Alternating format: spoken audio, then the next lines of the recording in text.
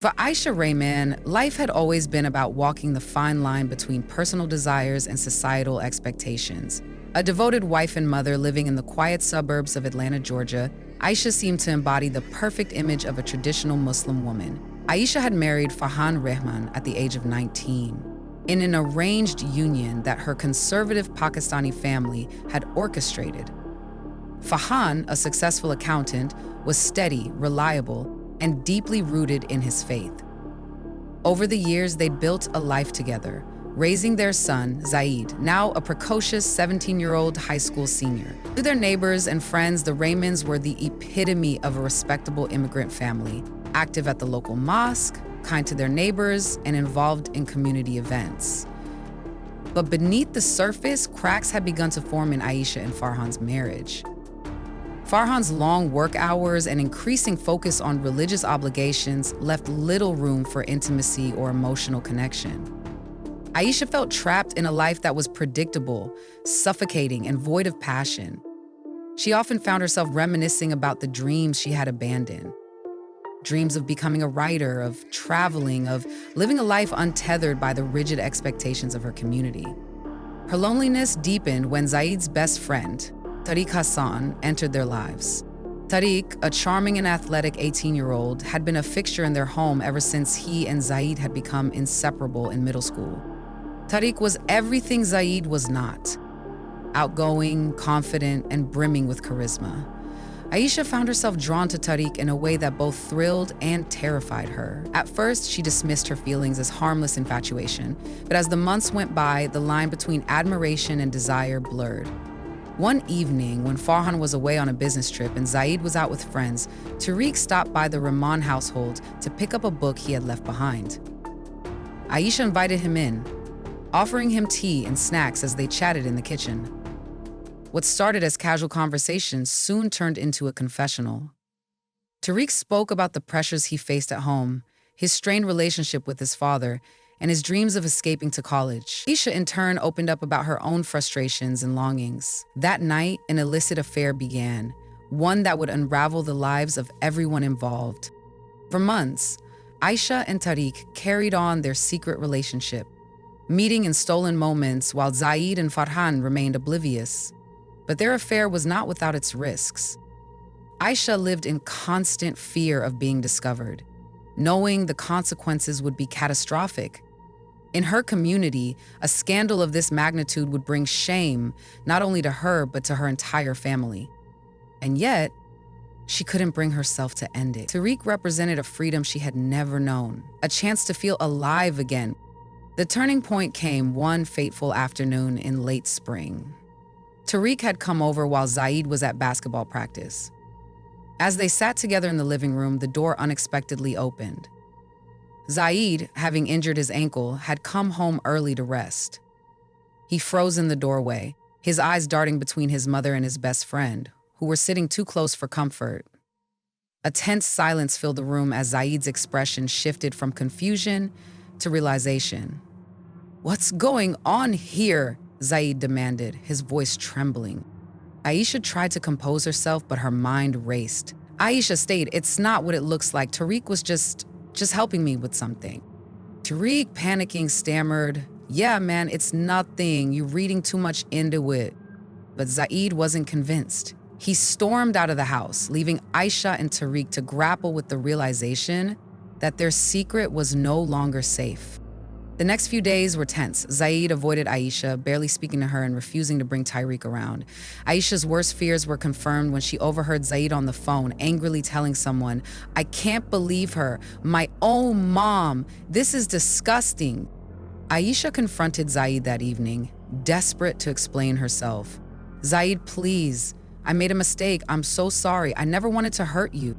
But Zaid was furious. "A mistake? You betrayed Dad? You betrayed me? How could you do this?" The argument escalated, with Zaid threatening to tell Farhan everything. Aisha begged him not to, promising that she would end things with Tariq and do whatever it took to make things right. Zaid reluctantly agreed, but warned her, "If I even see him near this house again, I'm telling Dad." Aisha ended the affair, but Tariq didn't take the breakup well. He began showing up unannounced, sending her messages and pleading for another chance. Aisha tried to distance herself, but Tariq's persistence wore her down.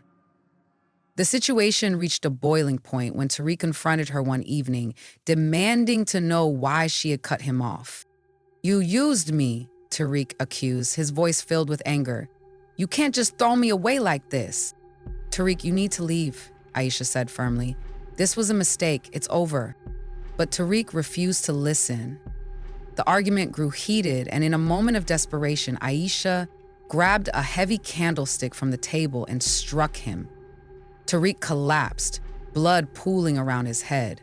Aisha stared in horror at what she had done, her mind racing as she tried to process the situation. In a state of panic, Aisha dragged Tariq's lifeless body into the garage. She knew she couldn't call the police, the scandal would ruin her family, and she would surely go to prison. Instead, she devised a chilling plan to hide the evidence. Drawing on her knowledge of chemistry, a subject she had studied briefly in college, she decided to dismember Tariq's body and dissolve the remains using household chemicals. Over the next several hours, Aisha methodically carried out her gruesome task. She worked through the night, disposing of the remains in various locations around the city. By morning, there was no trace of Tariq left in the Rahman household. When Zaida asked about Tariq's sudden disappearance, Aisha feigned ignorance.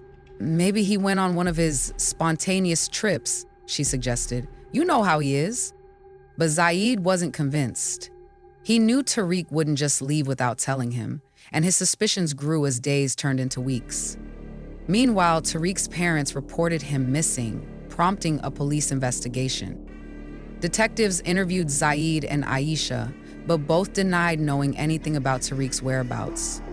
As the investigation intensified, cracks began to form in Aisha's carefully constructed facade.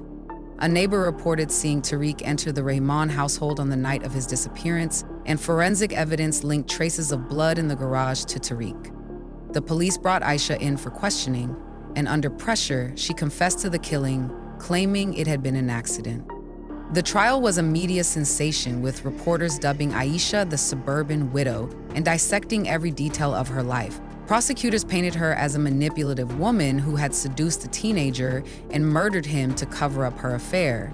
Aisha's defense argued that she had acted in self-defense, but the jury was unswayed. She was convicted of second-degree murder and sentenced to 25 years in prison. In the aftermath, the Rahman family was left to pick up the pieces. Farhan, humiliated and heartbroken, filed for divorce and moved back to Pakistan. Zaid, struggling with guilt and anger, dropped out of college and became estranged from his community. Tariq's parents, devastated by the loss of their son, campaigned for stronger laws to protect minors from exploitation.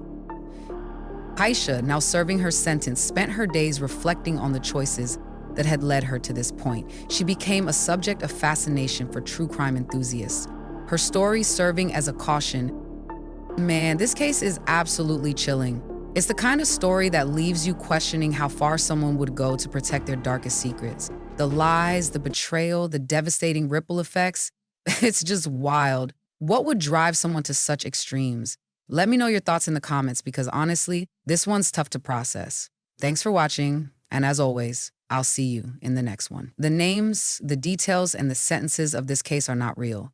These made-up scenarios allow us to explore suspenseful situations without exploiting real-life tragedies. Our goal is to create thought-provoking mysteries while respecting the privacy and dignity of real people. Thank you for watching, and let us know your thoughts below.